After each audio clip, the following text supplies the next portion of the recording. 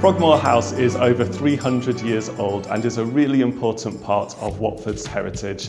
It was owned by the National Grid after 1905 and sadly fell into disrepair many years ago.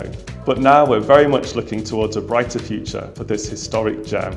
And it's great that this project has been completed. Frogmore House was built in 1716 for a local merchant called Isaac Finch.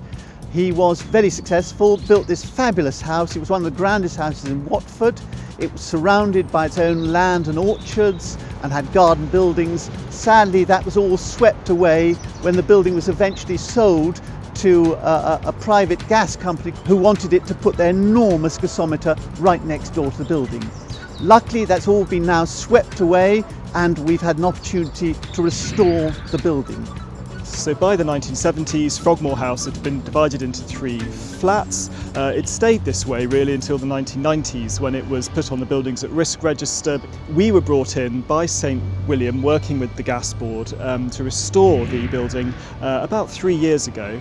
The building is an absolutely essential Watford landmark. It's been in a very poor condition for a long time and working with St William and our expertise in restoring historic buildings, we've really managed to bring it back to life and hopefully protect it for the next 200-300 years.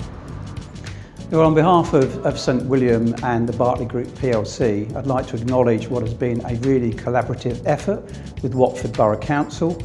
And we've managed to restore this Grade 2-star listed building, and we look forward to seeing an end user come into this building very shortly to bring it back to a level of activity for the town.